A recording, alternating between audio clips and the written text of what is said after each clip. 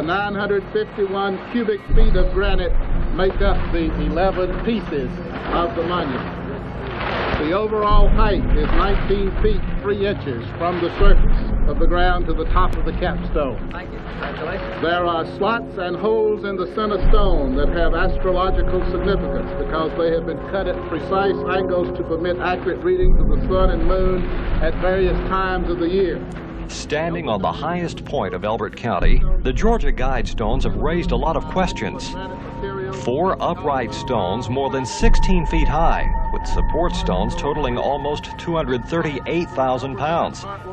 And there's a message sandblasted in 12 languages in letters 2 inches tall.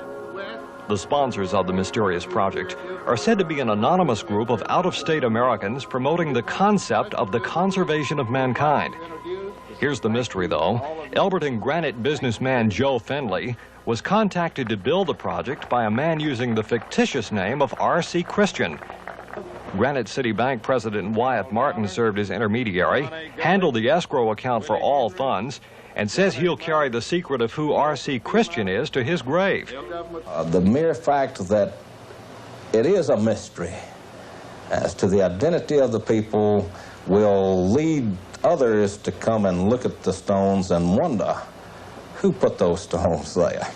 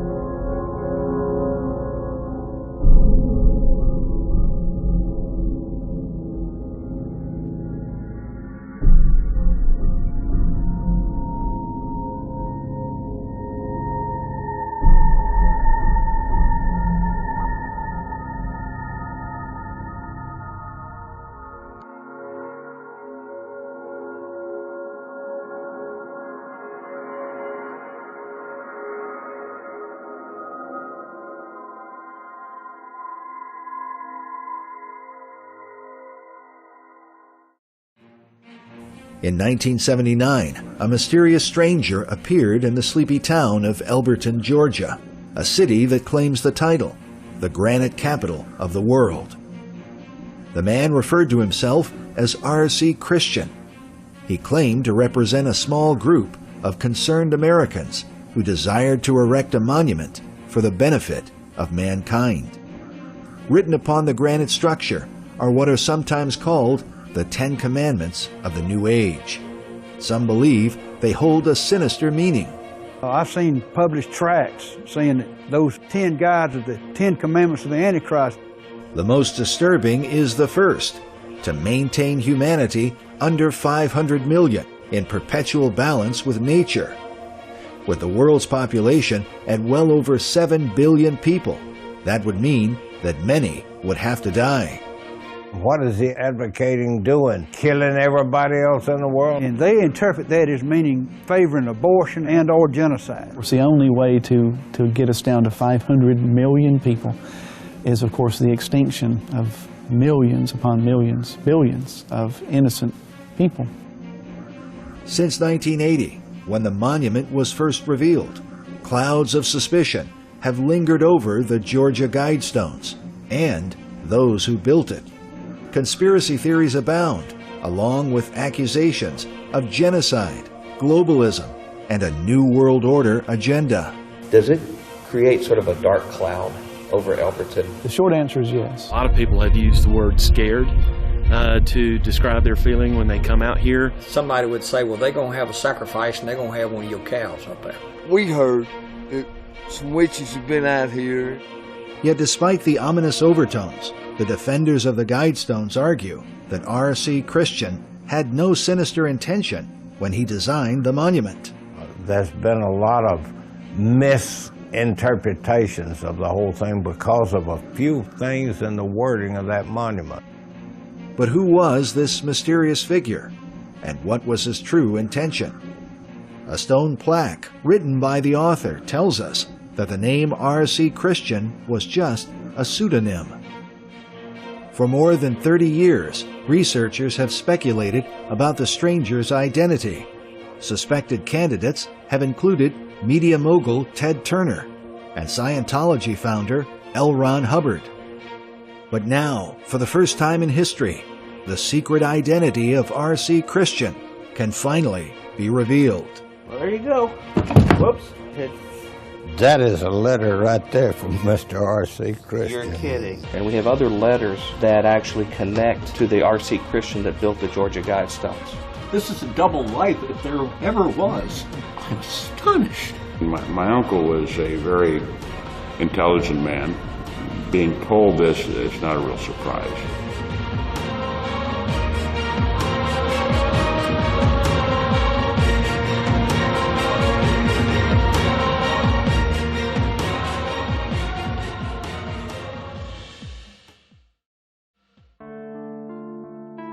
Our journey began with fellow producer, Dr. Mike Bennett. We went to seek out Wyatt Martin, the only living person said to know the real identity of R.C. Christian. While we knew that Mr. Martin was committed to secrecy, we hoped to at least gain some insight into the strange monument he helped to create. We're in Greensboro, Georgia, and we're getting ready to conduct an interview with Wyatt Martin, the banker who helped make the financial arrangements for the construction of the Georgia Guidestones. And according to official published reports, may be the only person who knows the true identity of R.C. Christian. Let's go inside.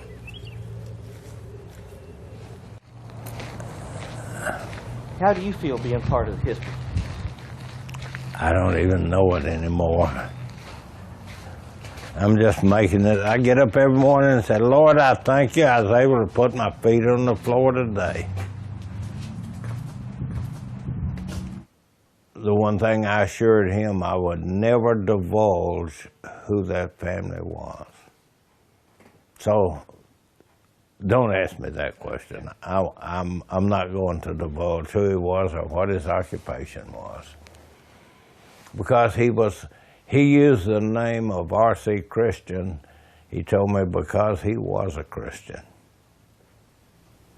We may ask you a little bit about your experience. Yeah, that's fine. And why, because that's obviously a curiosity people have.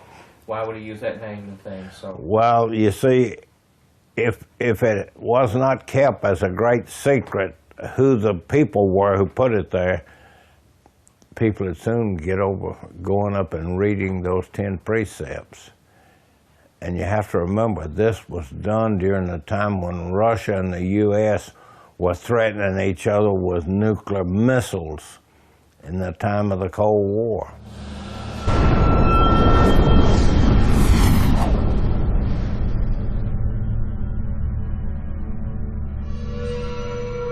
According to Wyatt Martin, the original purpose of the monument was to provide guidance for humanity in the event of a nuclear holocaust, one that might require rebuilding civilization. I can remember in the days in the 60s going down through Florida there, and you'd see fallout shelters built along the areas of the lakes there where I was fishing. And people at one time had a great fear of that occurring. We had to enlist the services of people that, like from the University of Georgia, to show us how to drill the hole up through the Norman Pole where you could look at night and see Polaris, the northernmost star. Because if this worldwide calamity had arisen, you could have gone back and found the northern star again. With the sun coming through the slots drilled down through the Norman Pole, when the sun rises on the shortest day of the year, it shines at a different angle through there, so you can tell the shortest day. On the longest day of the year, it'll shine out the other way, and you can therefore establish the calendar again, so you could reestablish the compass and the calendar. Wyatt Martin became closely acquainted with many details of the Guidestones because of his working relationship with R.C. Christian. But how did he first meet this mysterious stranger? We asked him to explain how it all began. Well, I was president of the bank, the Granite City Bank, which no longer exists, there in Elberton, and also president of the Chamber of Commerce for 2 years. And one Friday afternoon, a customer of mine called me and said, "There's some kind of kook over here in my office wanting this crazy monument, and that we're busy with payrolls. Could you talk with him?" I said, "You're trying to put one off on me." He said, "No, I want you to talk with him." The man on the phone was Elberton businessman Joe Findlay. Joe Findlay, who is now deceased, owned the Elberton Granite Finishing Company. Mr. Findlay says that late one afternoon, a man came in his office, told him he wanted to buy a monument. Well, this is a fairly common occurrence here in Elberton. People passing through from all over the country. They think they can buy a cemetery memorial cheap because they can get it wholesale. And so it's a fairly common thing for people to stop in and say, "I want to buy a monument." And of course, we say, well, we don't sell them to the public. We sell them to monument retailers. We're wholesale manufacturers. And by the time you paid the freight to get it north, you'd come out cheaper to buy it locally, plus, you know, the service aspect. But anyway, this man said he wanted to buy a monument. Mr. Findlay, it was late. He said he thought, well, you know, he said, "Well, sir, we're a wholesale manufacturing company. What kind of monument?" He said, "Oh, I want one 20 feet tall." And here we go. And this man told him, said, "I'm not going to tell you my real name, but I'm a Christian, and I'm going to use a pseudonym as R.C. Christian." He said, "I represent a group who wants to put up a monument espousing these rules for mankind." And of course, Mr. Findlay said his interest, you know, became more curious and more curious. Findlay died in 2005, but decades later, his son still recalls that first meeting he had with a stranger in 1979. My name is Joe Findlay Jr. My dad, Joe Findlay Sr., was the gentleman who company built the Guidestones back in 1979 and 1980. What was the scope, the total thing he was responsible for with the Guidestone project? The granite came from our quarry. We owned a quarry at the time, Pyramid Quarries, off Highway 72. Mr. Christian, spoken for the anonymous group, said, "Mr. Findlay, I want to buy a monument," and he gave them the sizes, and they were huge, as you can tell.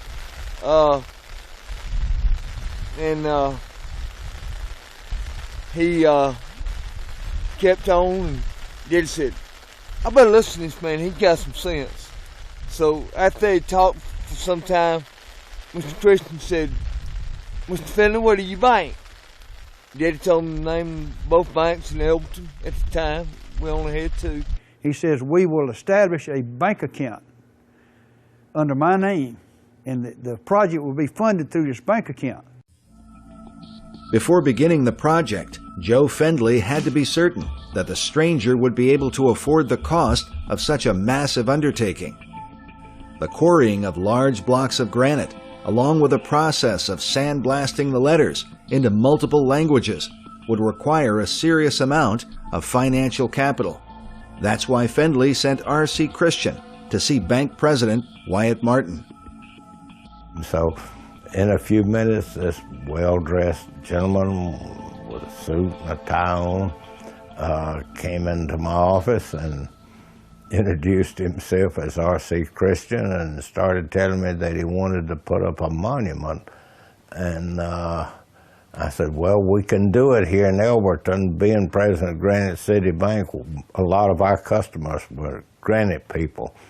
And so I said, "Why don't we walk up to the square here, and there's a monument that was the Granite Association put up in 1976. We had a big celebration in 1976 here. And so we walked up and looked at it, and I said, I think you can see from this, we have skilled people here who can do anything that you want to do with stone. Prior to the building of the Guidestones, the granite industry was the backbone of Elberton, Georgia. Monuments are found throughout the city. And there is even a museum dedicated to preserving much of its rich history. As far as Elberton goes, Elberton's been here for over 100 years producing granite. The best advertisement we got for Elberton granite is old Dutchie back here, the Confederate statue that lay buried for 80 years down on the square. And when they dug him up and turned the water hose on him, he came just as clean as almost as the day he was put in down there. There's also the lion that's in the Granite Museum, and that was supposed to give the granite industry good luck. So those are worthwhile to go and see. Yet none of these monuments have seen the kind of attention that's been given to the Georgia Guidestones. There are several structures in town that are worth seeing. However, I don't know that any of them have any of the mysterious qualities that this does. Once R.C. Christian was convinced that Elberton Graniteers could handle the work, he enlisted Wyatt Martin to manage the finances. And he said, what I need is someone who would be the intermediary between me and whoever I choose to build a monument that I could send the money to, and he said, you being the bank president, I would trust you and I can send the money to you and you would pay them as they needed funds. I said, well, I can do that, but you said your name is not actually R.C. Christian. I wouldn't do it unless you tell me who you are. I don't, because I didn't know whether it was for real or not either then. And he said, well, I will on the basis that you agree to never divulge who we are. Exactly why the stranger chose the town of Elberton is not completely known. According to Wyatt Martin, the man's appearance seemed to come from out of nowhere. He had rented a car, flown into Atlanta, rented a car, and was just driving down what I called Granite Row, and he stopped at what he thought was a reputable-looking company and went in and introduced himself as R.C. Christian. I said, how did you get interested? And they said, well, during World War II, at the beginning of that, it was Army Air Corps, and I actually took my basic training in the state of Georgia. And as the best of my memory is that his grandmother was originally from Georgia. He was not from Georgia. But he was a person with a very honest, honorable occupation, and that any community would be glad to have him as a citizen. And was Joe Fenley the first person to meet R.C. Yes, he was. When he came into Mr. Fenley's office that Friday afternoon, he actually had a little wooden scale model of what he wanted. I don't know what ever happened to that. Mr. Fenley's daughter I talked with once last year, and she thinks that they took all that stuff that he had there, the papers and everything, and they burned them, and that may have been burned in the fire. She didn't know. At their meeting, R.C. Christian would begin to give Wyatt Martin some insight into the philosophy behind his mysterious monument. He said, I've been to all places in the world, in the very poor countries like Bangladesh and India at that time, and he said, I have looked, and it's been about a 20-year project in my mind that I wanted to do this for the betterment of mankind, and at that time I still didn't know what was going on in the stones. And I said, well, I have no problem if you divulge who you are and I feel comfortable with you, I'll agree to do that. He said, he can call me when he needs money, and let him come to the bank and you give him the money out of the account. I'll send the money to you. I said, that's fair enough. And that's really what I said. But I'll tell you one thing. I think as far as benefiting mankind, you'd be just as well off to take the money you have, just toss it out on the street there on Friday afternoon, let the traffic and the wind blow it around, and let the people pick it up. It'll benefit a lot of these local people around here. He said, oh, you don't understand the concept of what I'm trying to do. And so that's how we got started with it. The next challenge was to find a location for the monument. Originally, the town of Elberton was not the first choice for R.C. Christian. R.C. Christian wanted the Guidestones to be in another location in Georgia. He actually wanted it to be more correctly aligned with the sun. It would have been in Hancock County, which is the county south of us. And he wanted it to be in Hancock County, and he told me that he had actually gone over to Athens and chartered a little small plane over there with some fella and flew over the area. And he said, it's very wooded down there. I said, yes, you need this in a point where the sun shines through nice and clear. And I said, you know, a lot of that land is timberland. That's a sparsely populated county down there. And I didn't want it to go down there either. I tried to say, look, we can do it cheaper if it's here in this county. I was trying to get it to be a point of interest in Elbert County, being the promoter that I was. Sure. He came back at a later time. He wanted me to pick out spots of land that he might buy to put the monument on. And I picked out about 5 places in the county and carried him around to see those. But now, the reason this site was selected, you're talking about big, big pieces of granite, immense weight. And during the discussion of where the location was to be, the bottom line freight, shipping it, that'd have been quite a freight bill to ship those big, because see, you'd have to get, if you tried to go by truck, you'd have to get DOT, special DOT clearance in any state those trucks went in. So they, I don't know, I forget how it developed, but they suggested, well, let's put them up here. The suggestion seems to have come from a prominent citizen of Elberton, Frank Coggins, pictured here with former First Lady Rosalind Carter. The Coggins family has a long and prosperous history in the Elberton granite industry. Frank Coggins was also the personal friend and sometime employer of Joe Fendley. Well, I was sort of Fendley's, what we call idea man, inspirational man. And we were riding along one day in the car he was driving. Said, I want to show you something. And I said, fine. And he said that everybody thinks I'm going to be crazy. I said, well, I already know you're crazy. And so I opened this thing up. Well, he got panicky and his papers went everywhere out of his briefcase. But it was a story of the Guidestones and what he'd done and meeting with Mr. What's the man's name he met with? R.C. Christian. I never met, to my knowledge, R.C. Christian. Okay. I may have seen him, may have met him under some other situation, but not to my knowledge. While Mr. Coggins may or may not have met R.C. Christian among the many strangers who have visited the monument, his company still maintains records of the Guidestones' history, including a painting that Mr. Coggins commissioned from a local artist in order to inspire interest in the town of Elberton. Doug Bernard was a congressman who served our district, and he visited the Rotary Club and gave the program, and they presented him with one of the prints that I just gave you.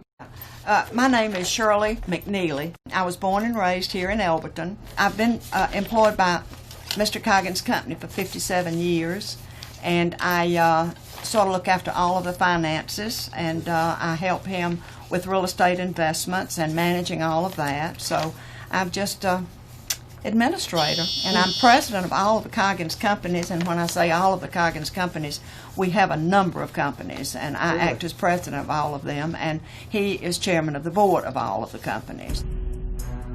Mrs. McNeely well remembers the period during which the Guidestones were built, since her company was indirectly involved. She showed us a series of newspaper and magazine articles that they collected over the years. But in their records, they also retained never-before-published correspondence from R.C. Christian. Now, I have a letter that, let me see here, let me read this to you. This was dated in October of '79 Let's see if from we Mr. see this on the Christian. camera here. Well, it certainly says it's initialed right here. Yep. And then on the following page, I'll be glad to give you a copy of this. That would be wonderful. On the following page is where he makes reference to the tract of land. In particular, the instructions included details about the grazing rights of the land to keep it from becoming overgrown. But I'd be glad to make a copy of that That for you. would be wonderful, because there might be some other useful things here in us understanding, because it talks about some notches, specifications for notches. Yeah, that's where the sun will shine through on the equinox, the spring and the winter and the summer and the fall and all of that stuff. Right. Yeah, notch in the capstone it talks about. Mm-hmm. It's not been not yet completed his calculations. He had a consultant for the design of the notch. Yeah. This letter itself will answer a lot of questions for us. Excuse me. Right here. Well, great. 1979 to Mr. Wyatt Martin, and it's from R.C. Christian. And this gives details of the design. And he sent drawings from Mr. Fidley and Mr. Coggins. Among the records were a series of handmade drawings giving R.C. Christian's plan for the layout of the stones. Exactly why these diagrams were sent to Mr. Coggins is not completely known, but his influence seems to have been keeping the monument in Elberton County to promote the town and the granite industry. I guess I'm by far the biggest promoter of Elberton, Georgia, financial as well as by mouth or whatever I can do. Anyway, Fidley was talking about what he's going to do. I said, Fidley, this got a lot more potential for Elberton and Elberton County than that's what you're dealing with. This thing could be on the international stage. And so we sort of proceeded on that line. And he'd have meetings with people that I wouldn't be involved in, but he would bring me up to date and tell me everything. And he wanted a site, and I did not pick that site. Some people said I bought it. I understand I did not, but you know it would be such it could or could not have. But he wanted a place down somewhere in South Georgia, and I said, this is too valuable for Elberton. We don't get rid of this. So I was sort of the inspiration and guidance to guide the Guidestones. Coggins' guidance for keeping the monument in Elberton was ultimately embraced by Joe Findley, along with Wyatt Martin and R.C. Christian. And they started a, quote, site search. And Wayne Mullenix, who was a rancher and still lives out there near the Guidestone, he and Joe Findley were friends, Mr. Findley, who owned the granite company. He suggested a site out there near his home.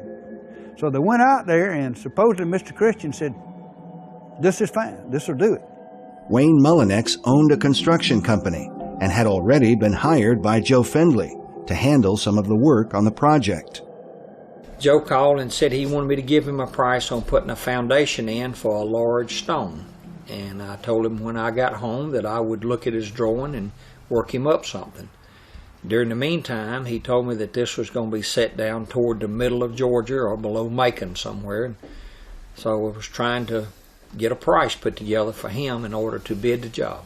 Of course, when we got home, I went by Joe's office because we're have been close friends. We're in the Masons and the Shriners together, and we've been friends for years and years. And did he tell you anything about? I would have guessed you'd probably wonder, what in the world is this? Who in the world wants this? Did he tell you anything about that? Well, a little bit, I guess you'd say. I mean, he said that the gentleman had come in to talk to him, and that he had a fictitious name, which was R.C. Christian. And of course, Joe didn't tell me anything about the man. I've never met the man. Haven't met him till yet. I guess being born and raised here in Elberton, you know a lot of the other people, and word started spreading, and they was wanting to know what I knew and what Joe knows, and of course we tried to keep everybody informed of what we did know, which wasn't a whole lot at the time. Evidently this project involved you, it got to involve you to a greater extent than just simply working on it. What transpired where it actually involved possibly part of your property? Because we didn't know where this project was going to be set. That was one of the things that I stayed on Joe pretty regular, and we had a deadline or a time frame that we had to get a foundation in the ground so the concrete could cure in order to set that heavy rock on it. Do you have any other idea, any more specifically, where this gentleman wanted them originally? It was my understanding it was to go below Macon, somewhere toward the middle of the state, due to lining up with certain degrees with the moon and the stars and the sun.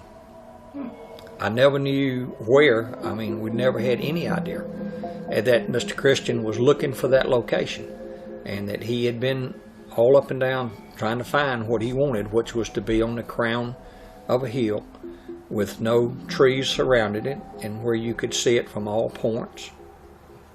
And he just did not find that location. When I walked in Joe's office that morning, of course, you know, being friends like we were, I didn't sit and wait to get to see him. You know, I just walked right in, and we were sitting there talking, and I said, Joe, you know, we don't have but a week or two. We've got to start this. And he said, well, let me do some checking. And I said, you know, out there at my house, you know, would be a good place. And like I say, Joe and I are real close friends. And he said, are you serious? And I said, well, I think it would suit the requirements that he is asking for.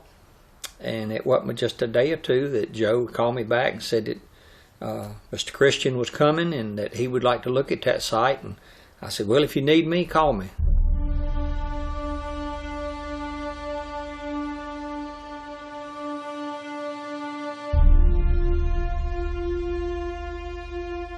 A short time later, R.C. Christian had chosen the final location for the monument. Up on the hill where it is there, where on a clear day you can stand there and see the mountains in Toccoa, which is 50 miles away. And he said, this is it, buy 5 acres from this man. So he sent me the money to buy 5 acres of land. There's in a pasture there from this fella, and he said, let him have grazing rights. I got the phone call, said that's where he wants it. So we set up out there with a surveyor and looked at the property, and we surveyed out 5 acres of land. And I bought that 5 acres, and he later called me one day and he said, in thinking about this, you need to deed it to the county, because that will be the most lasting organization probably in this whole country, our county government, and deed it to them and let them own it. So I did that. I deeded it to Elbert County, and they own that piece of property.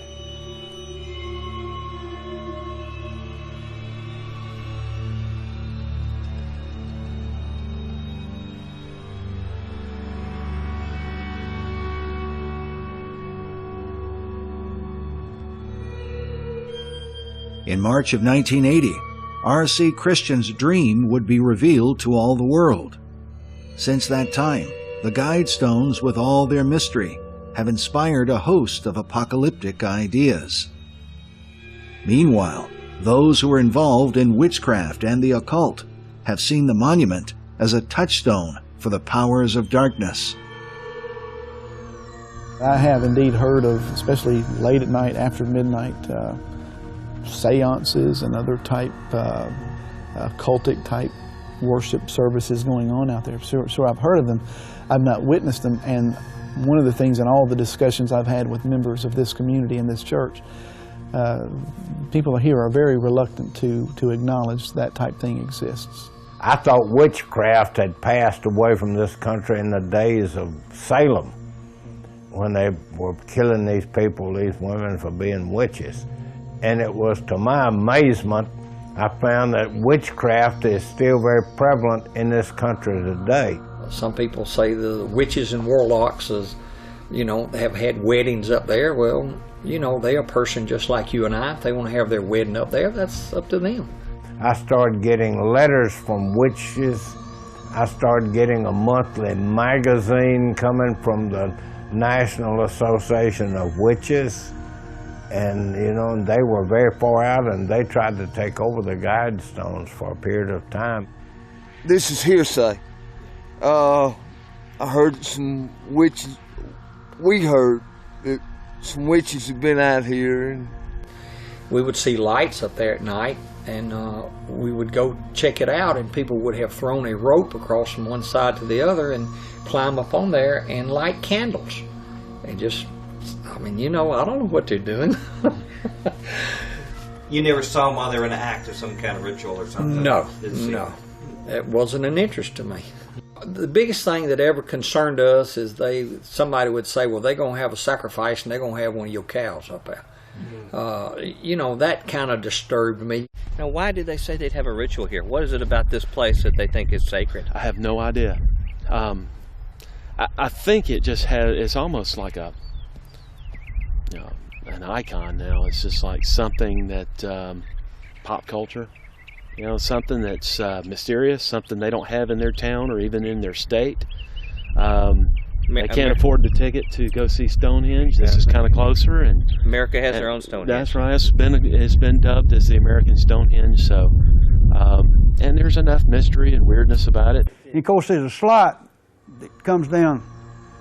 That the sun supposedly, there's a space on that nominal center stone that's dressed, meaning smooth, and the sun rays project at different times. Now the critics say that slot is based on the design of pagan altars, and that's a drain hole. And I'm not going into detail. You can imagine what the theory behind that is.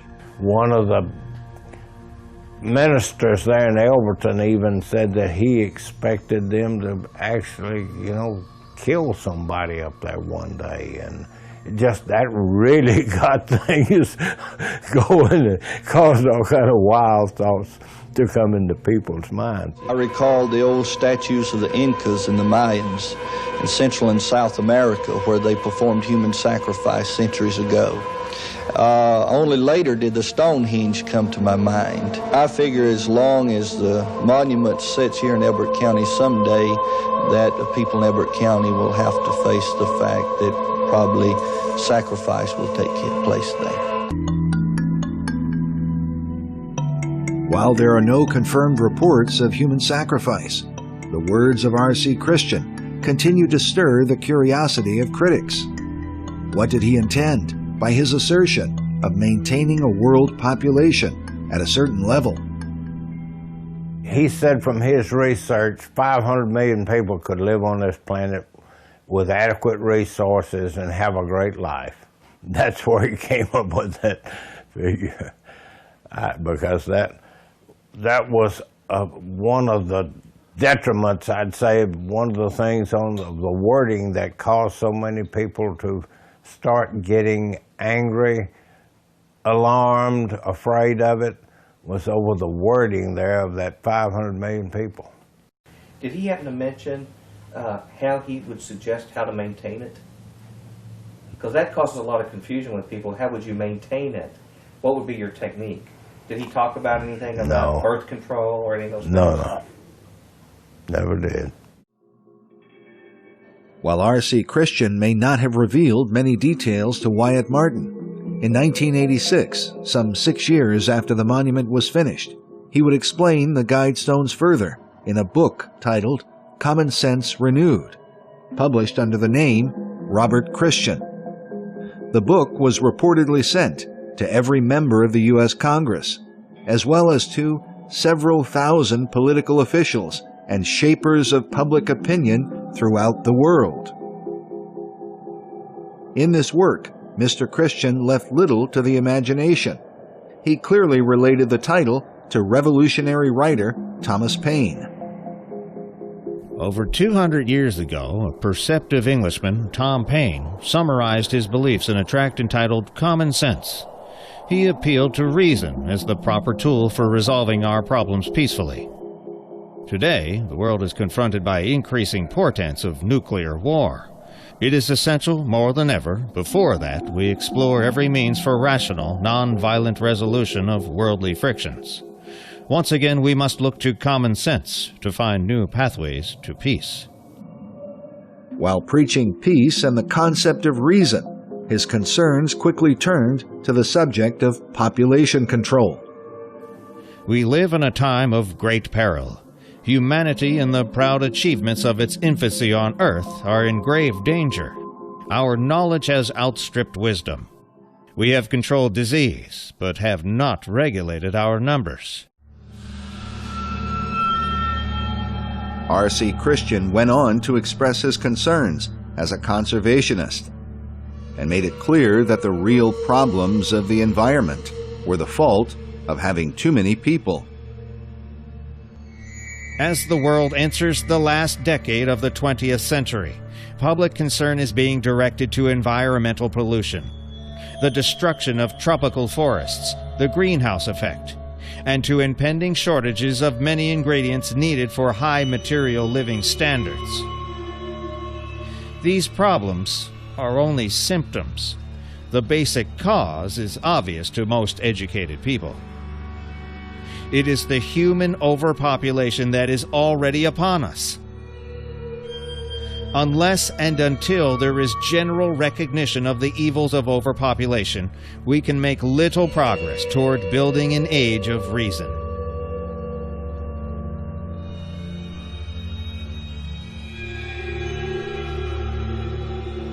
From his perspective, reproduction could not be left up to the individual. Controlling human numbers would require government oversight. It is vitally important that each national government have a considered population policy. The need is urgent and should take precedence over other problems, even those relating to national defense. Overcrowding human beings in conditions of squalor and ignorance is dehumanizing. It is an evil which must not be tolerated. Mr. Christian went on to recommend measures currently taken by the Communist government of China. He said, "A few generations of single-child families will make possible dramatic improvements in living standards. Excesses in childbearing often result in degradation and poverty. A reduction in total numbers is essential to maximizing the potential of every human being." Perhaps most disturbing is the assertion that having children might one day be seen as criminal behavior. Irresponsible parenting has always been wrong. The increasing population pressures will soon require society to regard it as a punishable social crime. The Georgia Guidestones monument encourages humanity to establish a limit for human numbers. Let us teach our leaders to achieve it.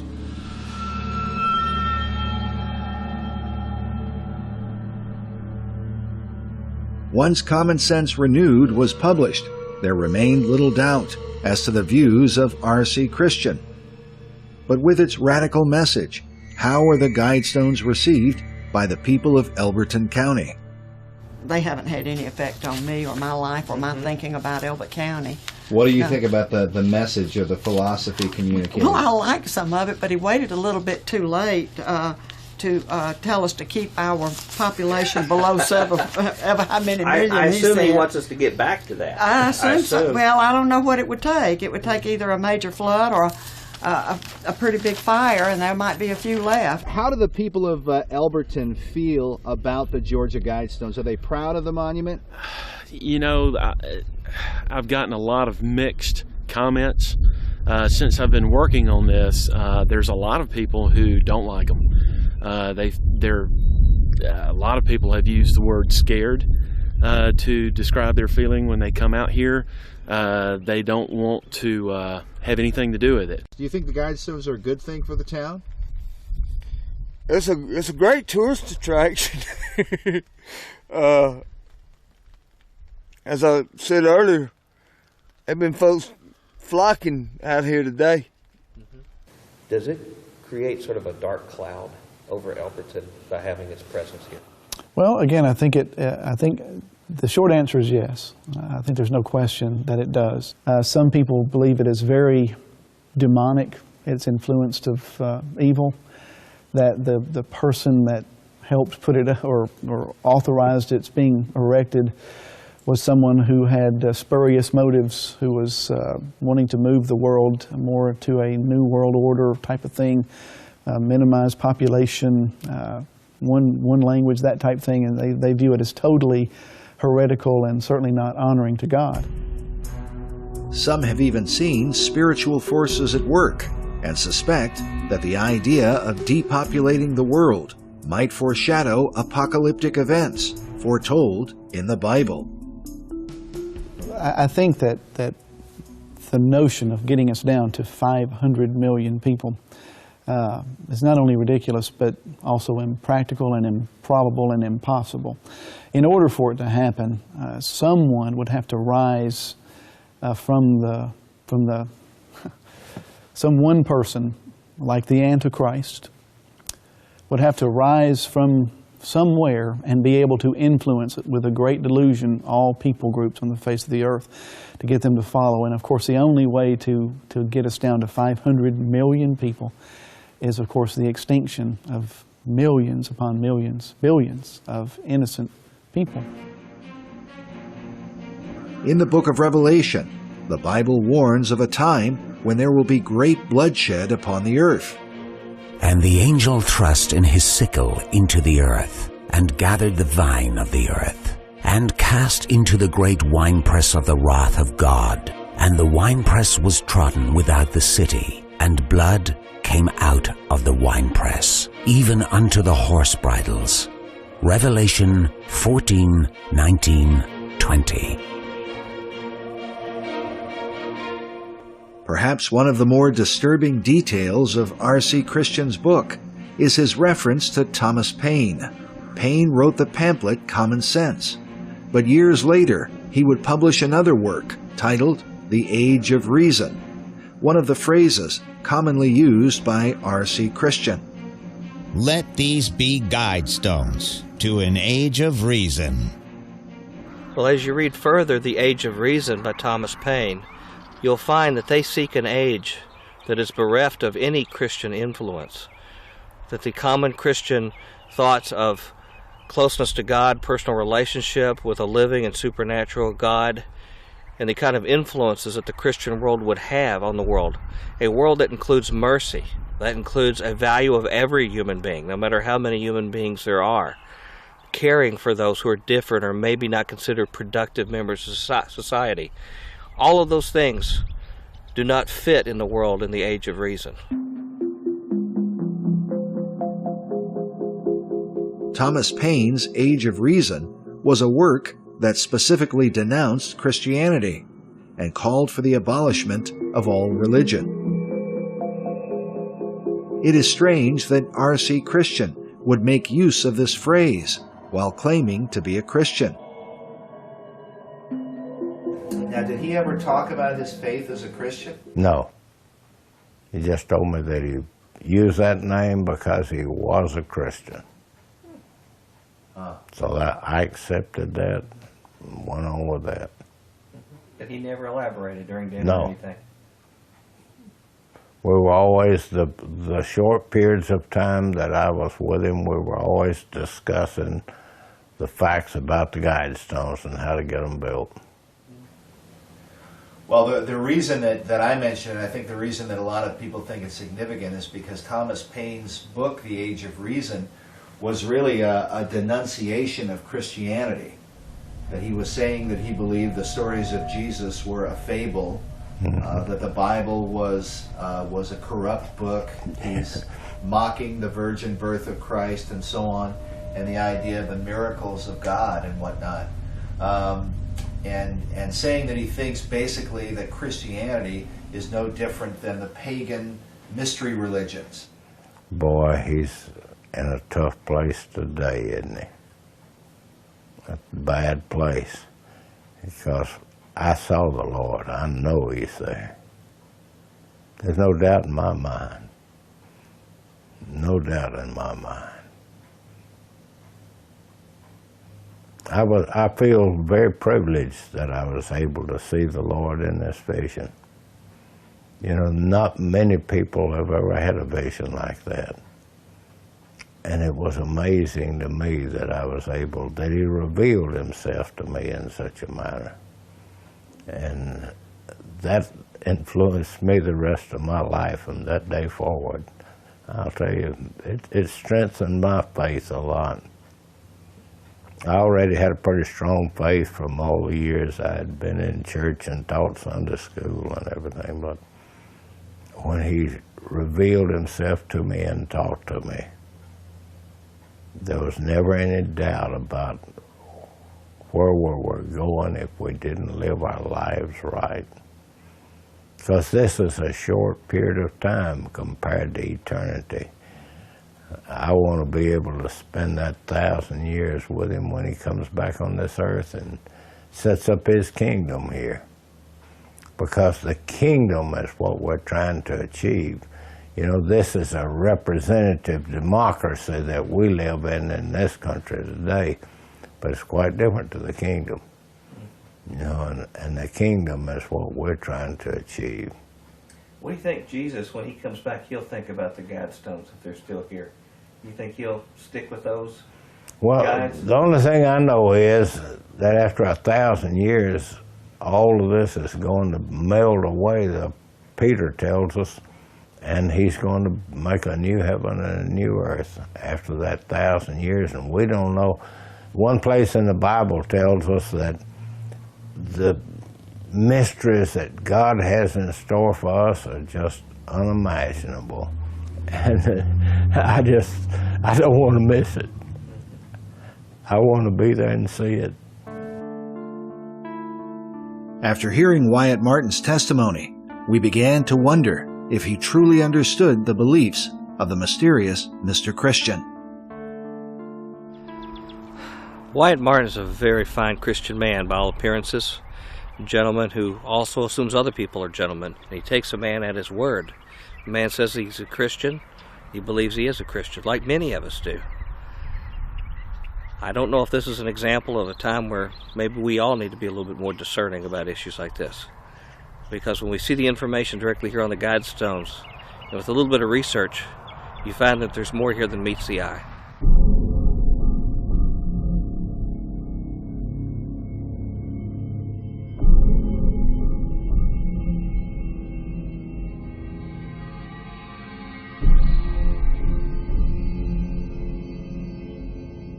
In his writings, R.C. Christian described the monument he created.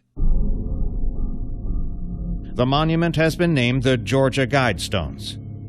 It consists of 4 large upright blocks of granite, each 2 meters wide and 5 meters high.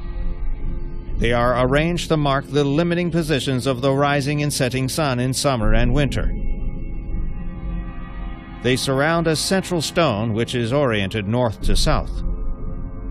A channel through this stone is aligned with the celestial pole. On its south face is a sundial marking noontime throughout the year.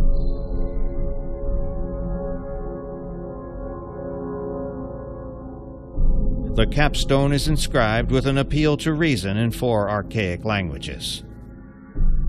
The 4 languages on the capstone are Sanskrit, Babylonian cuneiform, Classical Greek, and Egyptian hieroglyphics. The languages are described on the stone plaque nearby, along with a translation. They read simply, "Let these be guidestones to an age of reason." The 8 languages chosen for the 4 main slabs are Russian, Chinese, Arabic, Hebrew, Hindi, Swahili, Spanish, and English. He had to pick the major languages in the world to do that. Incredibly, the translations were mostly done through the United Nations. We had a man who lived in Elberton at that time that was from Pakistan. And he was at one time a member of the ruling group in Pakistan. But people from all over the world would drift in and out to the big parties that he had there. And one weekend, the ambassador to the UN from Pakistan came and spent the weekend with him. And he called me and he said, maybe if you talk with him, you could get him to get these translations you need, because I had to ask him if he could translate them, and he didn't know all the languages. And I went up to his house, met the ambassador, and he agreed he'd get the translations done at the UN for me, and we got them from the UN. So the translations came directly from the United Nations? From the people there. They translated the English over. That we had a young Chinese person who lived in Elberton that translated the Chinese for me. Wow. The rest of them came out of from people at the UN. The 10 commands or guides that were provided by R.C. Christian read as follows.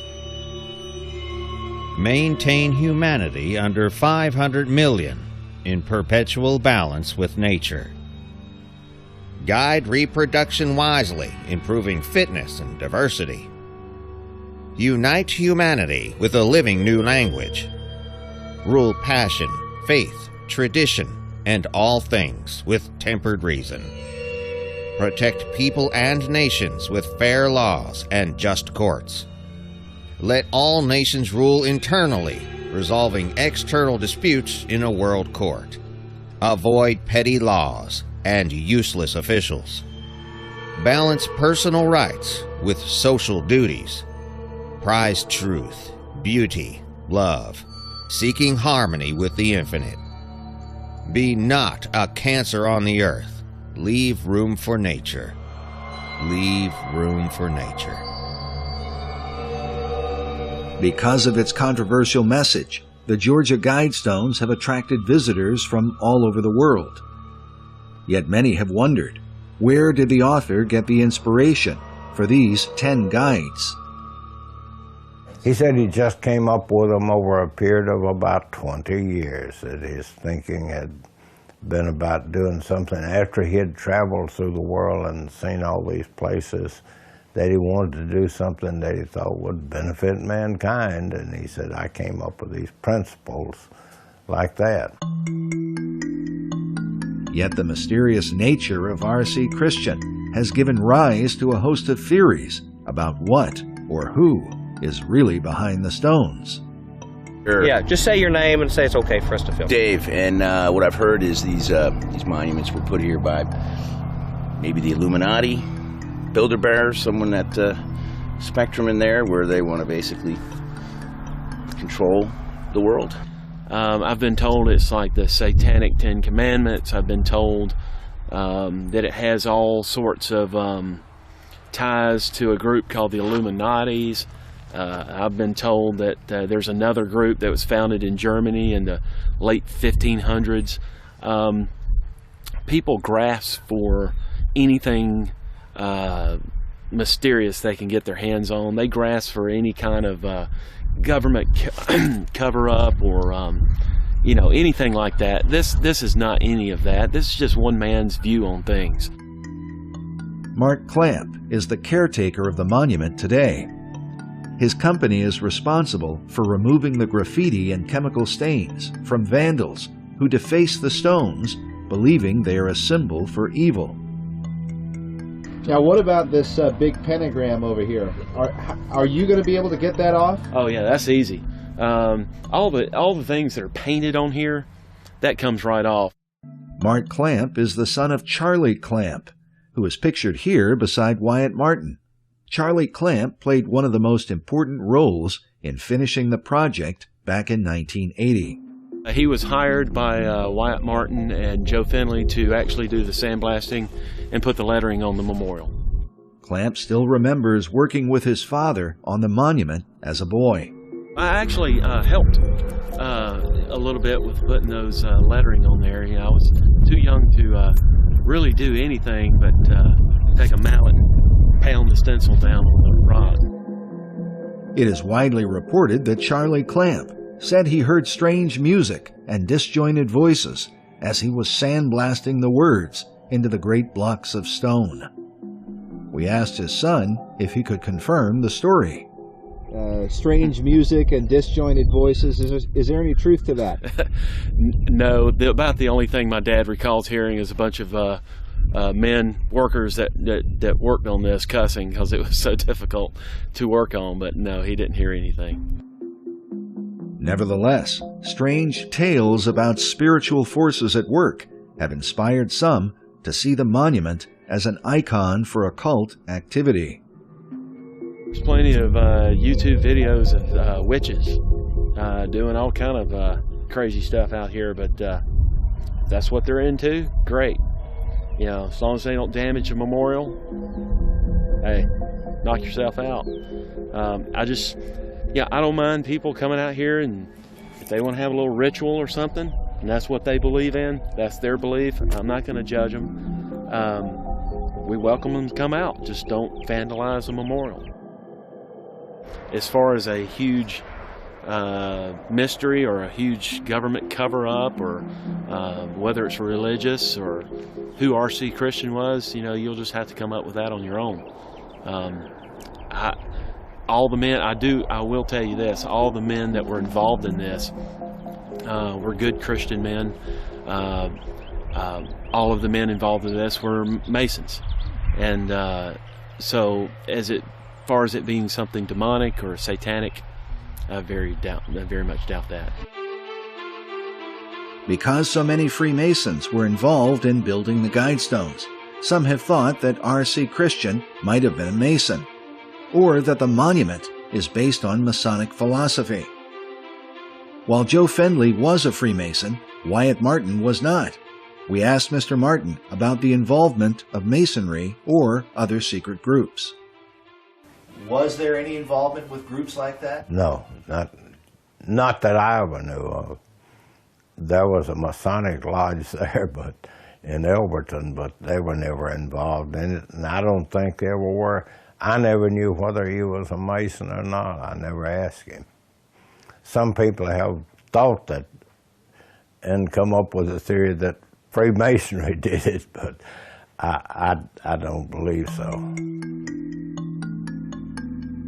It also says there's a time capsule buried under that flat. Is a grave marker, actually, you know, that some people a number of years ago used to put a solid slab of granite over the grave. And but that there was never anything buried under that slab as far as a time capsule. I doubt seriously there's anything buried over here. Here it says, time capsule placed 6 feet below this spot, and you're saying the time capsule was never planted? I would say it did not, because there's no date cut into that. They left it says placed 6 feet below this spot on, and there's a blank space to be opened, and there's no to be open date. So just my opinion, I would say it was never placed. Oh, so they never did it.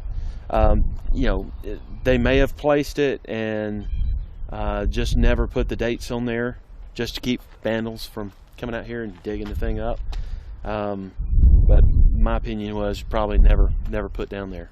Out there on the property, since you put the foundation groundwork, right? Is there anything underground that's not obvious above ground? You talking about like the time capsule? Well, that's one thing. Is there, if there is a time capsule? I'm gonna let that stay a secret. Oh, come on. Well, if there's a time capsule, usually there's a time to open it. Did it say on there was a time to open it? No, there sure wasn't. Okay. Oh, come on. This is our one time to know, to solve the mystery. This is one thing. And you are one person who would know. That's right. But like you say, my date's not on the bottom of that tombstone yet. I know. And there's a date not, that's what made me think of it. Because I remember that date is missing on the time capsule. And everybody else tells us there's nothing in there. It never came. But there's only one person who I believe that really knows. So is there anything down in there? I don't know. Would anybody ever find out? Yeah. Really? When that stone is removed, you'll find out. Well, could we put in an invitation to be there? Can we get a seat there for that? I don't know when that's going to ever be removed, to be honest with you. Is there something that has to happen, or somebody who makes that decision? Now, that I don't know. Was that something specified by R.C. Christian? Not to my knowledge. Was that your decision? Oh, definitely not. Was that Wyatt Martin's decision? Not to my knowledge. Was that Joe Finley's decision? Joe would be the only one who could answer that.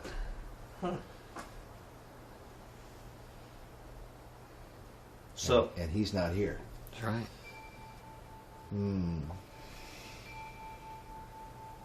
So, if it were to be removed, someone would have to be the one to decide to open it.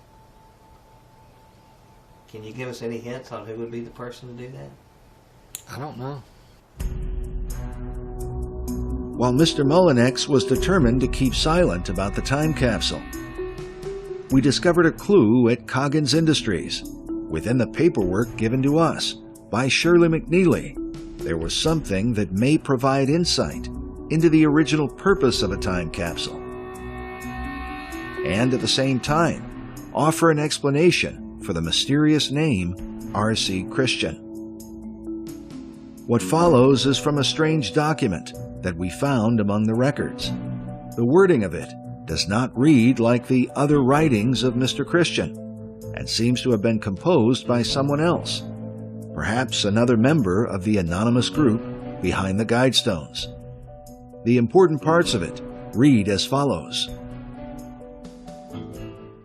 To whomever comes upon this presenting, contained herein are keys that have been awaited to be placed here in proper sequencing and in proper order, to announce the return and the activation of those events of prophecy that signal these events. Those who have guarded this great mystery and who have guarded the evolution of the human species itself are returning. It has begun. The document mentions keys that were said to be contained herein. Was this a reference to something placed inside a time capsule? But the writing continues and describes the monument's mysterious designer.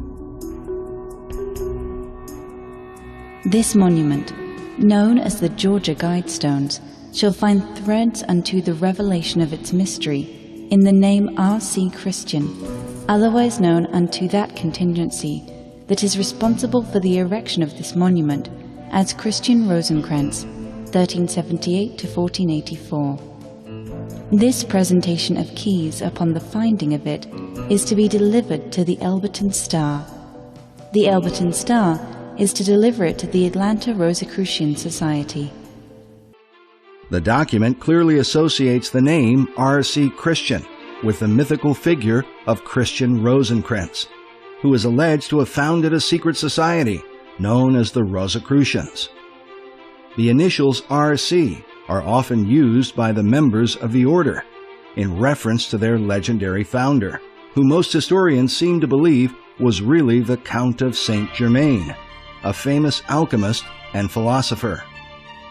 The Rosicrucians typically trace their beliefs back to ancient Egypt and combine the mysteries of the pagan gods, symbolized by the rose, with Christianity, which is symbolized by the cross. The Rosicrucians are sometimes called the most secret of the secret societies, and their members traditionally remain anonymous.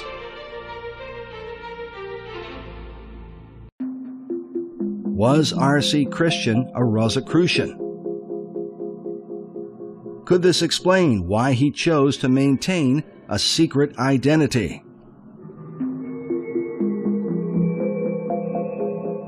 We spoke with the Elberton Star newspaper, who told us they know nothing about the message and have never been given any mysterious keys. We also contacted the leaders of the Atlanta Rosicrucian Society, who declined to provide any official comment.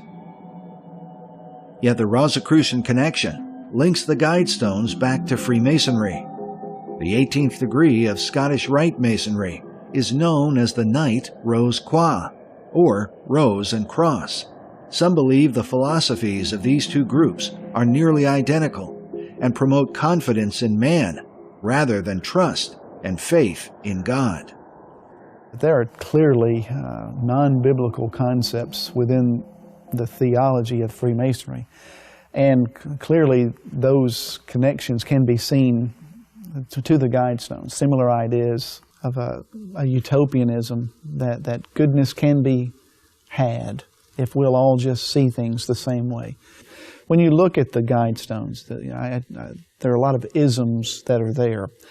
And the biggest ism that I see is secularism, that mankind has the solutions to the problems of the world. There is no question that R.C. Christian believed his Guidestones would provide solutions for mankind and usher in a kind of golden age. In his writings, he said, I am the originator of the Georgia Guidestones and the sole author of its inscriptions. Stonehenge and other vestiges of ancient thought arouse our curiosity but carry no message for human guidance. The Guidestones have been erected to convey certain ideas across time to others. We hope that these silent stones and their inscriptions will merit a degree of approval and acceptance down the centuries, and by their silent persistence hasten in small ways the dawning of an age of reason.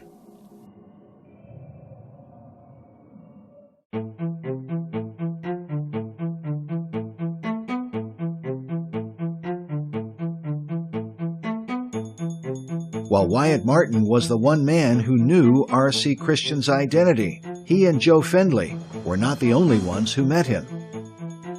Hudson Cohn was the editor of the Elberton Graniteer magazine. A personal friend of Joe Findley, Mr. Cohn was directly involved in promoting the project on behalf of the granite industry. He claims to have met R.C. Christian some years after the project was finished. I did meet Mr. Christian, or a person purported to be Mr. Christian, several years later. Mr. Findley called me and said, would you like to talk to Mr. Christian? And naturally curious, I said, sure. He said, well, if you'll agree not to try to question him about what his real name is and his background, said he'll agree to meet with you. So we met at a restaurant, and I would have guessed that he was from the Midwest. I mean, that was kind of the accent that I thought he had. And he said he represented a group of like-minded conservative Americans from this area where he was from, which of course I didn't try to question as to where, because that was part of the ground rules for me interviewing him. He had a series of drawings of stones similar to the pieces of the Guidestones out there. And he said they hoped to establish another, like a ring around the current stones, but money. He said we would have to get money. Apparently, the cost of the project was far greater than Mr. Christian anticipated. In a letter to Wyatt Martin, he said, Dear Mr. Martin, I have received your letter giving price estimates for our proposed monument. Naturally, I am quite disappointed that the total figure is so much greater than the estimates given me at the time of my visit to Elberton. Mr. Findley originally guesstimated a total cost of $35,000 to $40,000 erected. I will now have to make some changes. I have eliminated the pyramidal top because of costs. I believe any builder should be able to build the foundation alone for less than $2,000. I was once a concrete worker myself. Among the papers from Coggins Industries is another drawing showing the proposed outer stone circle. This diagram also includes the mention of a sunstone for the Atlanta Masons. However, the money was never raised for the additional stones. And he ventured that they would try to go to corporations or organizations that were concerned about environmental things such as overpopulation of the world and that kind of thing, and try to get them to give money to finance the additional pieces for the Guidestones area. I remember he said he'd been at, the reason he was down this way, he'd been at the Joyce Kilmer National Forest, and I believe that's in North Carolina. And there was a virgin stand of a hardwood tree that he was interested in. And that's why he went to this forest. And there were several other things that I picked up on that made me believe he was like a botanist or somebody interested in plant life, because he would use the scientific name for trees and all, which I was not familiar with. And instead of calling it like an oak tree, he would use a botanical name for it. One other thing I remember distinctly, he was very concerned about population control. And, you know, overpopulation in the world, which would lead to catastrophic, you know, hunger, et cetera, et cetera. And the reason I recall that particular part was because he said that one of the like foundations that they would go to try to get money to put more stones up, and he mentioned groups such as people concerned with overpopulation of the world. And being a Georgia conservative person, I immediately thought about United Nations types. But now people said, well, what did he look like? Well, Mr. Christian, I said, well, he was bald, about like myself, except he had white hair up around here, had real sharp features, very sort of quiet type person, you know, and he was not a witch doctor, psychic, fortune teller, voodoo type person at all.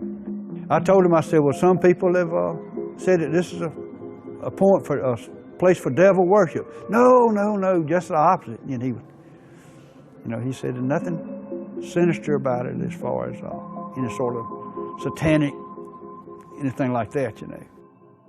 I think any time you have an air of mystery about something and there's no explanation as to what it is, people start adapting their beliefs either for or against it.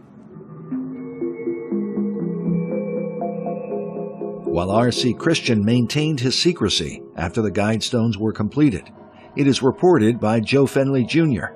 that at one point he wanted to reveal himself to the world. About 7 years ago, I believe it was now, Mr. Christian called Daddy one night at home. Said, Mr. Finley, this is R.C. Christian. I'm ready to reveal myself. Tell you who I really am. Daddy said, I don't want to know. I've gone all this time, didn't know who you were. I don't want to know who you are. So Daddy died not knowing. And I don't want to know. I don't really care. This interview was recorded in March of 2010, which would mean that the phone call from Mr. Christian took place about 2003. After the Guidestones were completed, the mysterious stranger continued his correspondence with Wyatt Martin, who revealed to us that the man who called himself R.C. Christian had passed away some years before. His son called me a few months ago and told me that his father had passed away several years ago. His father and mother, he said, were both deceased now.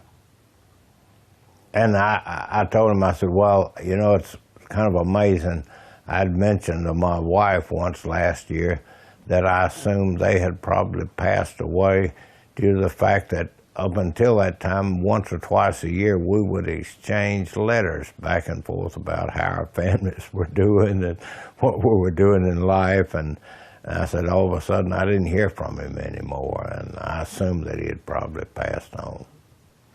Can you tell us what year R.C. Christian passed away? No, I won't discuss that. That's a very private thing with his family, and so I don't think I should discuss that. It's been a few years ago. Was it Can you say if it was after the year 2000? Yes, it is after the year 2000. It is well known that Wyatt Martin is committed to taking the secret of R.C. Christian to his grave. But could there be any available clues to who he was without getting a direct answer from Mr. Martin? In 2009, a Wired magazine article reported that inside Mr. Martin's garage was the hard-sided case of an IBM computer, stuffed with every document connected to the Guidestones. Is it possible that Wyatt Martin retained possession of this computer case? It is the old IBM computer case that I bought my first computer in 1983. Was a pretty good sized case.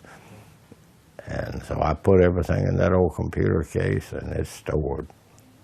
How did the story get out? Isn't it a part of the official story that all of the paperwork was destroyed? Well, from what Finley's daughter told me, they burned all the stuff that her father had. Oh, okay. Okay. So they burned Findley's stuff, but not necessarily your stuff. And he told, Mr. Christian told me to destroy mine, but I had an idea that I'd write a book about it and just kept delaying it and never did. I was going to be able to go back and get certain dates correct and things of that nature, and I never did do that. And now it's too long. I'm too old now to do it. Wow. Now, have you got the IBM computer case out in the garage or somewhere nearby? I do. Would you be willing to show it to us? No. You don't have to open it. Would you be willing to just show us the case? It's under a lot of furniture out in that building out there. Oh, okay. Be difficult to get to till we move some furniture out. Okay. Mike, you want to move furniture? You wouldn't let us move the furniture, would you? Yeah, you can if you want to, but it's just in that old IBM case. After further discussion, Mr. Martin agreed to show us what he has never shown to anyone else.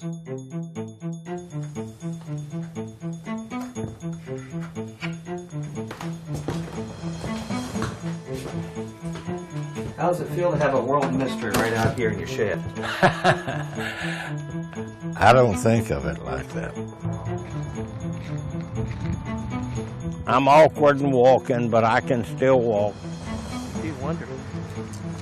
Hey, a lot of people, my dad had a stroke when he was 74, and he was never able to get about anymore. I picked him up every morning, and before I went to work, and put him in the chair, and he stayed in the chair till I got home in the afternoon, and I put him back to bed. He lived 3 years like that.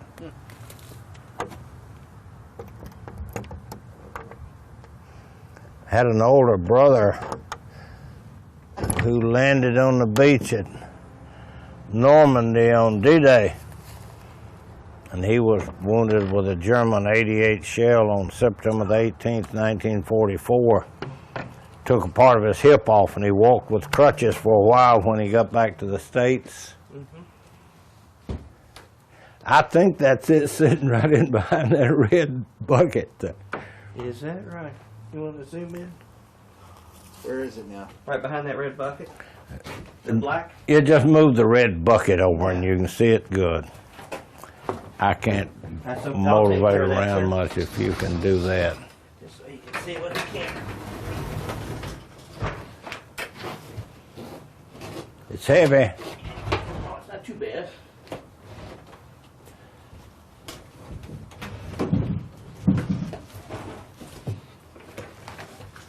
Wow. I love history, and this is a part of history. Yeah, I always enjoyed history. The best grade ever made in college was on world history.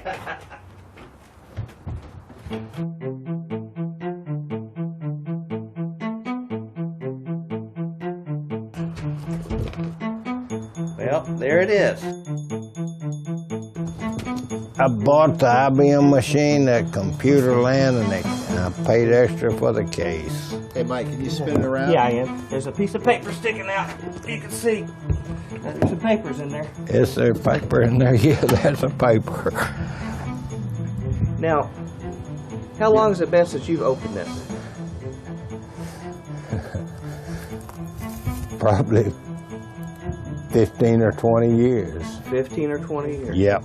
Would there be any information in there, if you looked at it, you would remember some things to tell us on this documentary? I don't think any more than what I've told you. I don't think it. Most of it is just drawings and correspondence and records of where I received money, and the money was sent to me from various cities of remailing services in the United States because he didn't want it to come from his town.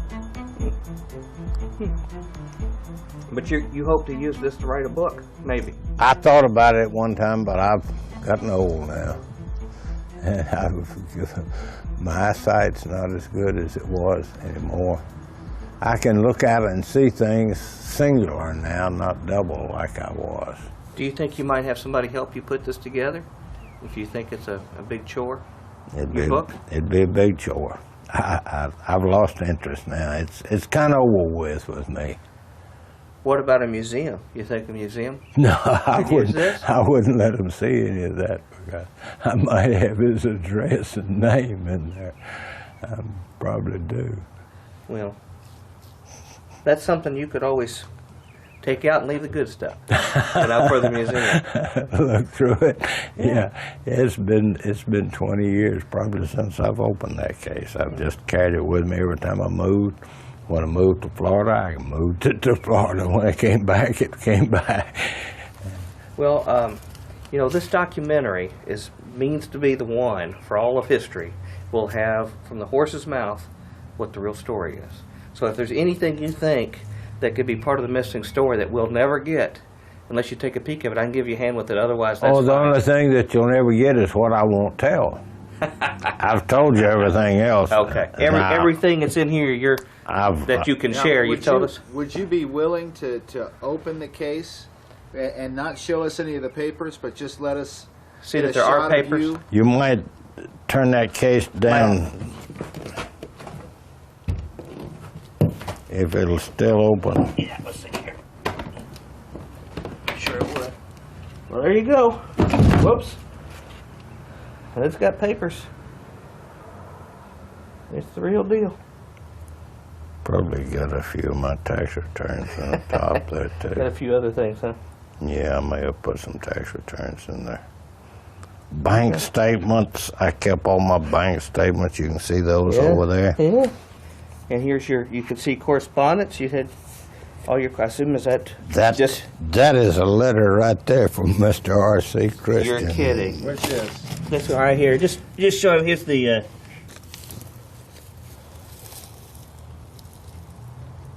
And so that is from Mr. R.C. Christian himself. That's correct. That's amazing.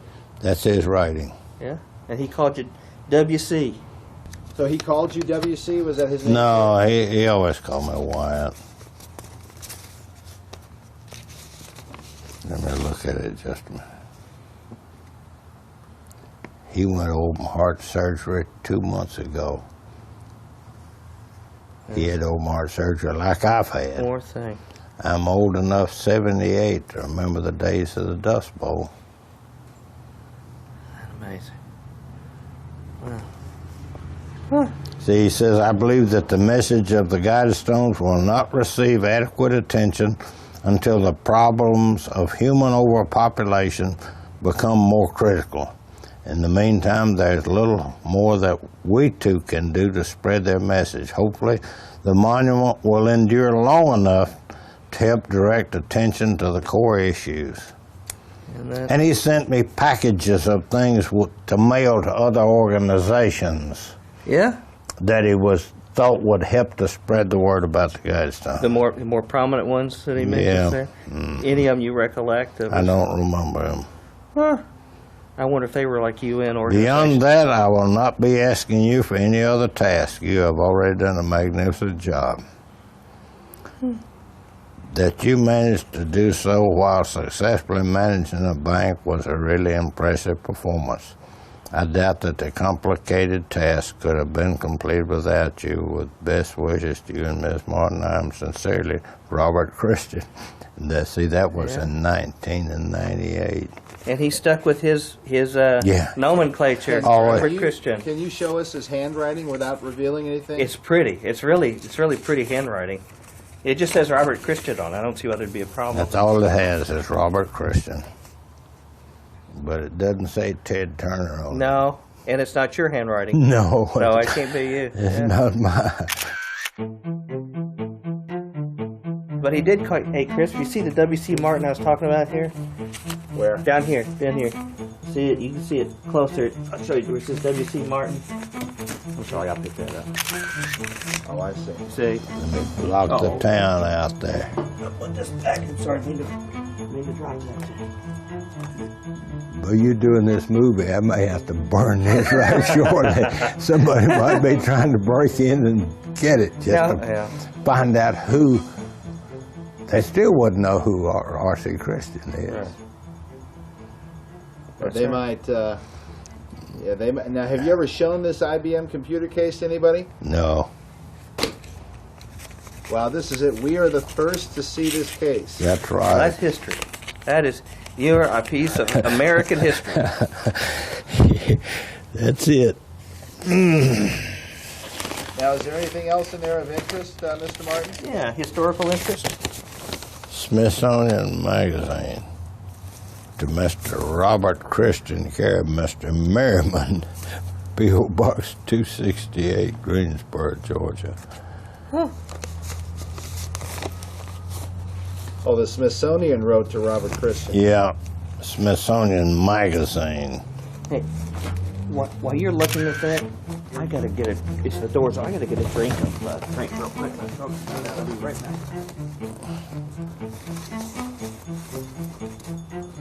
That's bank statements and all that type of thing that I put in that little envelope.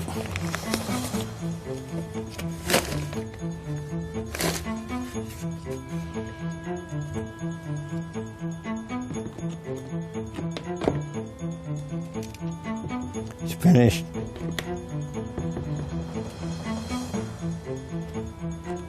Yeah, I think that. Let me just do a slow zoom on.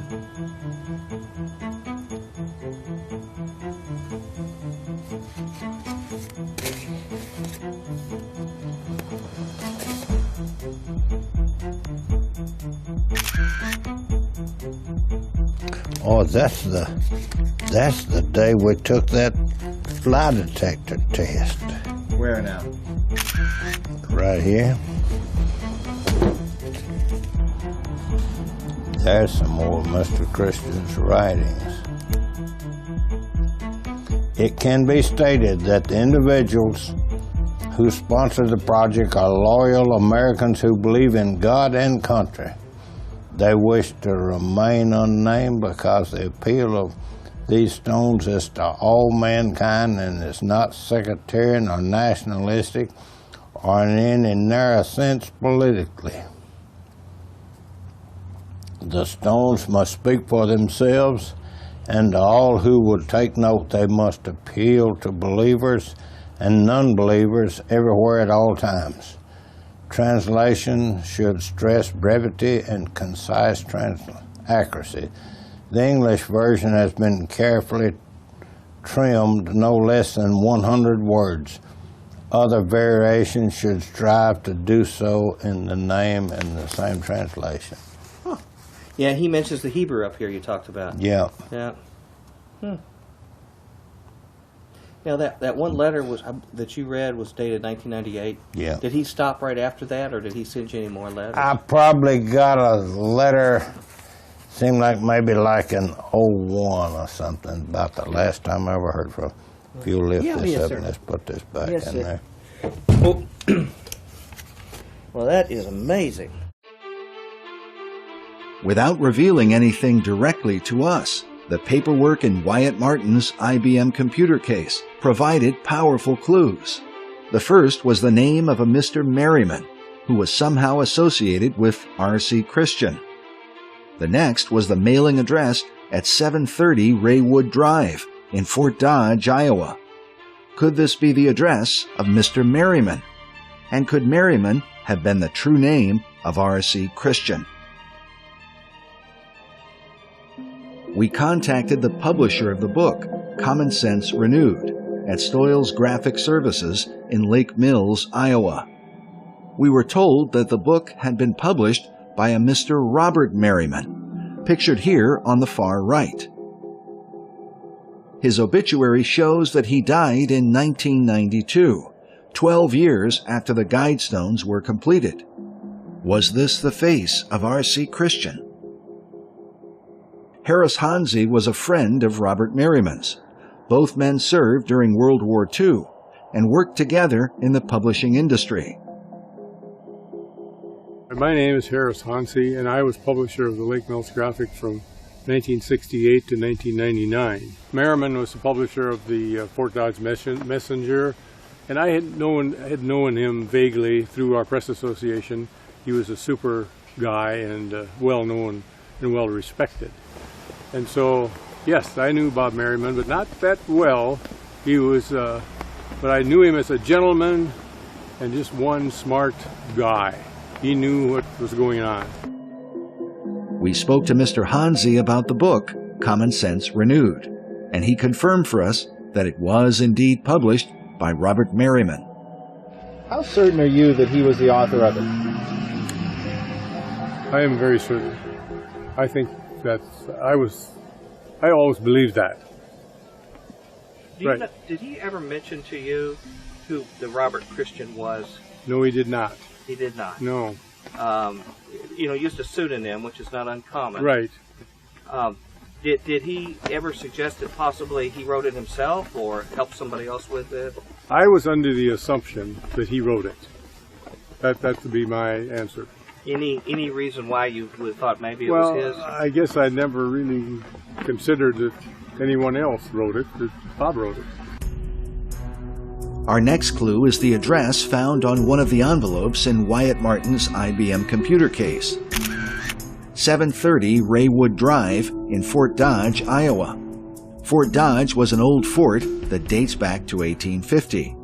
It was originally named Fort Clark, but they discovered there was another Fort Clark that existed, and so the name was changed to Fort Dodge in honor of Senator Henry Dodge from the state of Wisconsin. Fort Dodge is also famous for the Cardiff Giant, one of the great hoaxes of the 19th century. While investigating the address at Raywood Drive, we discovered that this was not the home of Robert Merriman. Also, Merriman died in 1992, 11 years before the phone call described by Joe Fenley Jr. and 6 years before the letter sent to Wyatt Martin in 1998. Because of this, Merriman could not have been the stranger who came to Elberton, but would have likely known who he was. After further investigation, we learned that 730 Raywood Drive was once owned by a well-respected physician named Dr. Herbert H. Kirsten. Dr. Kirsten was also an inventor who owned more than 10 patents registered with the U.S. government. This patent for a rotary valve engine shows the inventor Herbert H. Kirsten at 730 Raywood Drive in April of 1979, just 2 months before R.C. Christian first met with Wyatt Martin. Furthermore, a campaign donation in support of Doug Gross for governor in 2002 again lists Herbert H. Kirsten at the same address on Raywood Drive. This means that Dr. Kirsten continued at this address during the whole time that the Guidestones were designed and built. And he was at this address when the letters were sent to Wyatt Martin. One of Kirsten's patents included an invention for a form and facing device for concrete. I was once a concrete worker myself. We also learned that Dr. Kirsten died in 2005, which would fit with a timeline given by Joe Fenley Jr., who claimed Mr. Christian called his father in 2003, and also by Wyatt Martin, who revealed that the stranger had died after the year 2000. And can you say if it was after the year 2000? Yes, it was after the year 2000. In his letter to Wyatt Martin, Mr. Christian revealed that he was 78 years old in the year 1998. I'm old enough, 78, to remember the days of the Dust Bowl. This would mean that R.C. Christian would have been born in the year 1920. Could this have been the same year that Dr. Kirsten was born? We went to his grave in Fort Dodge to find out. That's fine. I'm Mike Bennett. Yeah, glad to meet you. Are you a Fort Dodge gentleman or not? A what? Are you from Fort Dodge? No, we're from connections out of at all? town. Nope, not at all. The caretaker was a lifelong resident of Fort Dodge and was very familiar with the Kirsten family.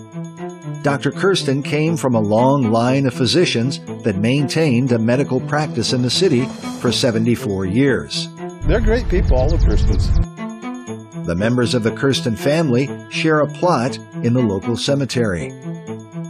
Well, now I noticed there's red, white, and blue roses. A family member would have put that out for him. As we suspected, Dr. Kirsten was born in the year 1920. This means his age was identical to the person who called himself R.C. Christian. But he left yet another clue on his gravestone. He wished to be remembered as both a physician and a conservationist. Leave room for nature. Leave room for nature. We also learned that the name Kirsten is an archaic form of the word Christian. Hence, Mr. Kirsten literally means Mr. Christian. Is it possible that Dr. Kirsten worked with Robert Merriman, and that both men were part of the small group of Americans responsible for the Georgia Guidestones? When it came time to publish their book, did the authors combine the first name of Mr. Merriman with the last name of Mr. Kirsten, so that Robert Kirsten would become Robert Christian?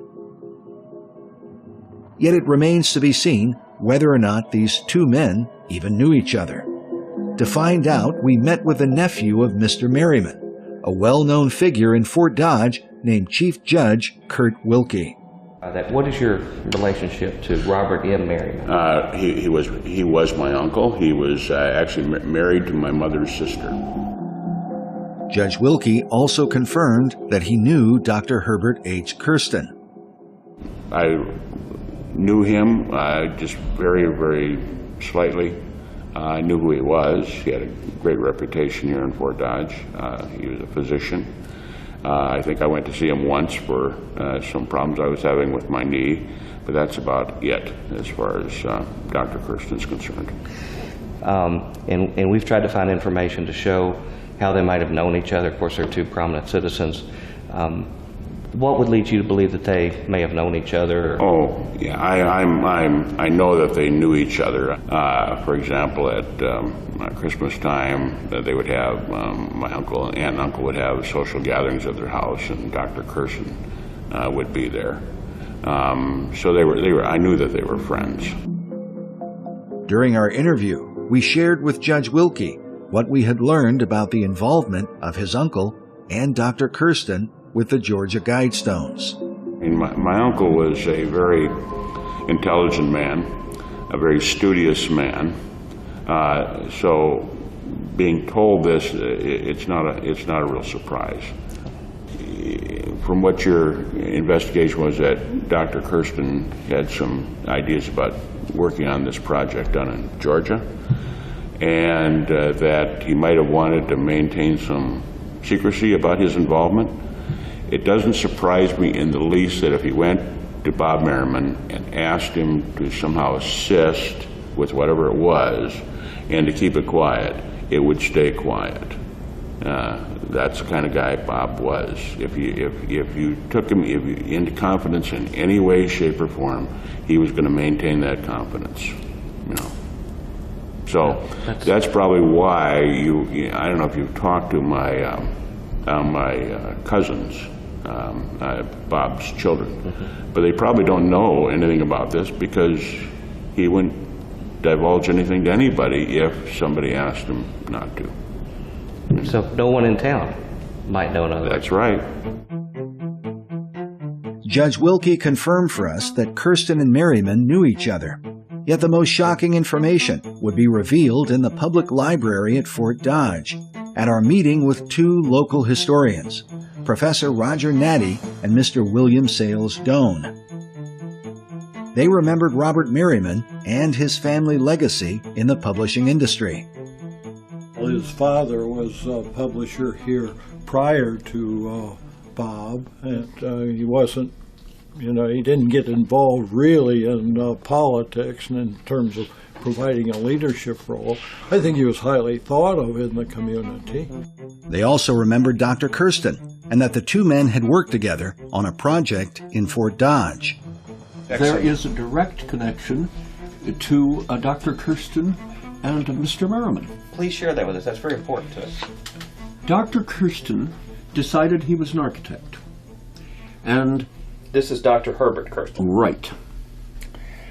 And he had a little scale model for a bandstand, which I used to call the string quartet stand because you couldn't put a band in there. We used to have a huge bandstand where Carl King was conducting in the city square.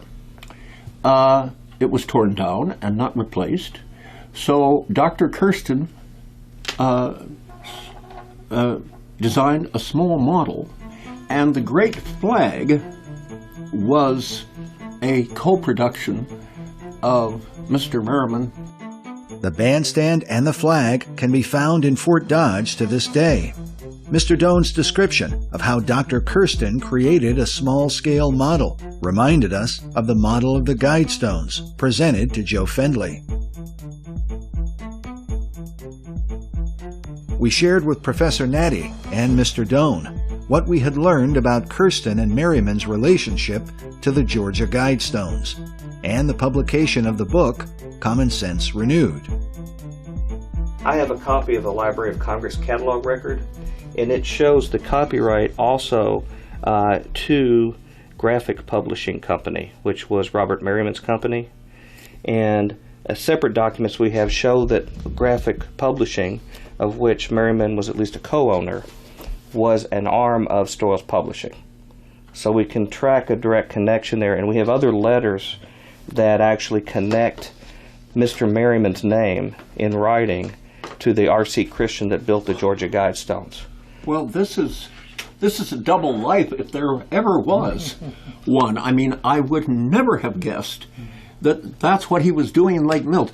He tried to run the college bookstore and failed, and then moved to Lake Milt. Suddenly, you're telling me that he was involved with this publishing. I'm astonished. Professor Natty shared with us some additional records in the Fort Dodge Library. One of them contained a brief biography of Dr. Kirsten that clearly showed his beliefs were identical to those of R.C. Christian. From 1990, from Herbert Kirsten, it says, "The number one world health problem is the population explosion," Kirsten believes. "Controlling population is the most important problem confronting humanity," he said. "Our present world population of 5 billion is expected to double in 20 years. We are already polluting the world and using up much of our resources. We should talk about controlling human population rather than controlling acid rain. The solution involves education and birth control in all countries," he said. "Pharmaceutical firms are no longer coming out with new birth control drugs. They're afraid of lawsuits." Despite these revelations, nothing could have quite prepared us for what we learned next from Mr. Doane, as we asked him further about Kirsten's beliefs. One of the writings in the Georgia Guidestones has to do with population control and a concern for the world population. What do you know about Mr. Kirsten's opinions in that regard? Well, they would be antithetical to the Catholic religion. And he is supposedly a Catholic, and when he died, he left $400,000 to the local diocese. In other words, the church thought birth control was a sin. Not so Dr. Kirsten. So Dr. Kirsten, even though he was a professing Catholic, his views were contrary to the official teachings of the Catholic Church. Oh, yes. But was he then well known for his views about population control? I think fairly well. Shockley is the name that I couldn't think of before. Nobel Prize winner. Shockley is a reference to Dr. William Shockley, the Nobel Prize-winning physicist who invented the transistor. In the 1970s, Dr. Shockley was known for his belief that blacks were genetically inferior to whites, and that those with an IQ of less than 100 should be paid to undergo sterilization. Despite his scientific achievements, Shockley's racial views made him highly unpopular. And Dr. Kirsten knew Shockley and said that Kirsten, and he used to circulate this in the country club, which is how I heard about it, he had decided he would create some kind of measurement that would prove once and for all that only white people were, especially Northern Europeans, were the superior race. And this was well known around Fort Dodge.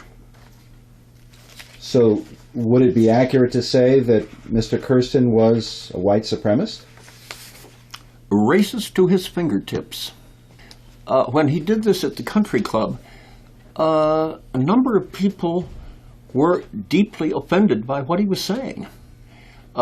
He didn't have popular support at the country club, most of whom were well-educated people. Many of them were, well, somewhat multiracial or multi-ethnic, and they were not pleased, which is why they told me about it. Dr. Kirsten had even written a letter to a Florida newspaper expressing his views in favor of David Duke, a well-known controversial figure and former Grand Wizard of the Ku Klux Klan. A letter that I downloaded from the Sun-Sentinel newspaper in Florida. This columnist is responding to a letter he received on an article he had written. It says, an Iowa physician, Herbert H. Kirsten of Fort Dodge, reacted to my attack on those who attribute base sentiments to anyone who wants to solve America's problems first. He lulled me into dropping my guard. He said I correctly suggested it is not wrong to be patriotic. Then, wham, he threw in the incendiary names of Patrick Buchanan and David Duke, contending that they are among the few public figures who speak for American interest in this new era of internationalism. Duke, he said as my skin crawled, voices many beliefs held by reasonable Americans. It is unfortunate that more acceptable public figures are not pushing similar views. So, now David Duke, the one we're talking about, is the gentleman who was the Grand Wizard of the Knights of the Ku Klux Klan. And also an American Nazi, and he paraded around with a swastika armband and a Nazi uniform. And there are photographs of it. In his autobiography, David Duke referred to William Shockley as his friend. At one point, Mr. Doan even wondered if Dr. Shockley had been a member of the small group of Americans behind the Guidestones. Did Shockley have anything to do with this directly? Apparently, Dr. Shockley was also a friend of Dr. Kirsten. And I knew that Dr. Kirsten and Shockley were friends. And how did you know that? Because Kirsten told us. He was very proud of, well, he was a Nobel Prize winner. In your presence, or? Yes. I mean, he did not make it a secret. He was proud of it. we can only wonder at how influential William Shockley may have been in the life of Herbert Kirsten. Shockley's thinking seems to be represented in the words, "guide reproduction wisely," which implies hindering the birth rate of some in favor of others, which was exactly his idea. In his book, when speaking about how to reduce the world population, R.C. Christian wrote that, "Common sense would suggest that we make the reduction in a selective fashion. Worldwide human conception is still governed with little conscious guidance. Many talented and productive individuals are constrained to limit their reproduction, while at the same time we provide subsidies that encourage childbearing by the indigent, the lazy, the irresponsible, and the inadequate." While men like Shockley and apparently Kirsten thought in terms of a man's genetic abilities, their flawed beliefs were the result of failing to acknowledge a biblical view of how God sees mankind. The declaration of Christianity is that God's salvation is for all the nations of the earth. Jesus said, "Go ye into all the world and preach the gospel to every creature." It is for this reason that Christianity teaches mercy and compassion toward others, regardless of how they might be perceived on a man-made scientific scale. The concept of an age of reason, as envisioned by Thomas Paine, would be a frightening prospect for humanity. A world devoid of Christian charity would likely be a world that would usher in another Holocaust.